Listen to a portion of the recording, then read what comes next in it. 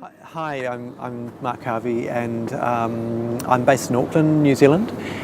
And I'm doing a piece called Outlet tonight, and I'm quite interested in testing out how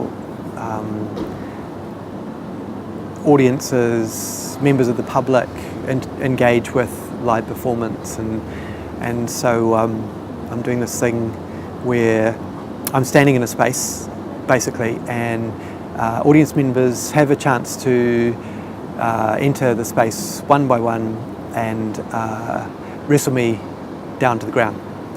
And while they do that, I'm inviting them to talk about their political beliefs, convictions, whatever that might entail. So, and I'm also inviting them to shout and to say it really loudly. So, yeah, it's interesting to do it in this context because it's not a gallery, it's not a theatre, and I haven't done kind of gig type contexts, band live music type contexts for years, where I've taken my work and put it in that context. Yeah.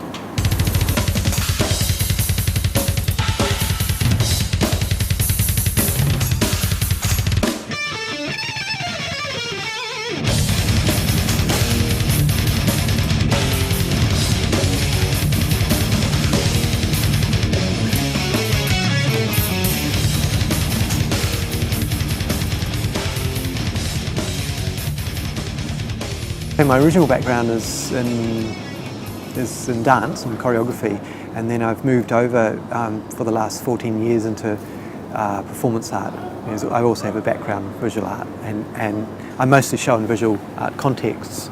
I did my postgraduate degrees in New Zealand, including a PhD in performance art, and I've been very interested in physical work that involves some kind of physical labour, or where you can sort of see the material, energy going into the work, basically. And in this case, I expect it'll be fairly obvious because people will be, taking me down to the ground, perhaps.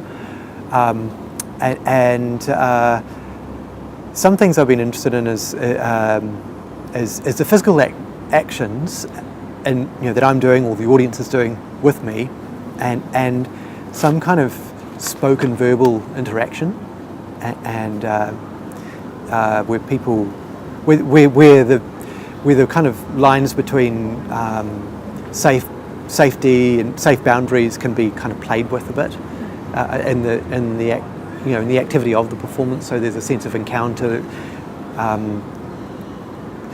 That might sound like a cliche term, but there's a sense of performativity, I'm hoping, where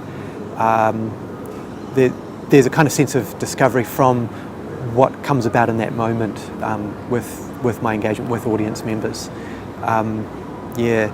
So I've been developing it for the last 14 years, this kind of work. I've done stuff often where I just physically push myself for hours. For instance, I did a work where I dragged myself around on the ground with toilet plungers face down for about three and a half hours, and I was asking audience members if what I was doing was okay or not, basically, and continually, like a mantra. And it's quite interesting the relationships that happen with audience members in that work, where some people I noticed would kind of adopt me, and they were people that weren't necessarily people that go to see artwork or anything like that, but there was this real sense of, pleasure for me, and I feel for them, and the relationship that we kind of struck up at that moment. Now, whether this does this tonight or not, I'm not expecting anything, but if there's a relation, some people may come back again a lot. Maybe no one will come into the glass room and take me down, and that's part of it too. So whatever happens, some people might be rough and some people might be quite gentle, and I'm very interested in that, and also what happens if some of them are drunk, and I guess it's what it is, in a gallery, it often, like in a theatre, it really codifies I reckon you're really calling up certain conventions, and in this context, I think it's a little bit more. I expect to be a little bit more fluid, and more of a challenge in that sense. Even though I'm in the glass box, I imagine a lot of people aren't coming to see performance art, and so that's to me quite exciting. What's interesting in Auckland is that you've got. I mean, I think the cultures kind of play out there, and very strongly, and so there's some quite fresh Pacifica, Polynesian, Pacific Island based performance coming through there. Same for Māori performance or approaches to performance, as well as some of us engaging with these contexts, like me as a Pākehā, that generally means non-Māori, engaging with these contexts sometimes, and yeah, so there's some quite unique work, and some of it's quite physical, and I think for me, this relates to my work tonight again. I grew up playing rugby and playing bull rush. I don't know if you call that game here in this country, but basically where it's basically a tackling game. You get tackled the whole time, and it's, and there's a bit of work that's quite physical like that at the moment.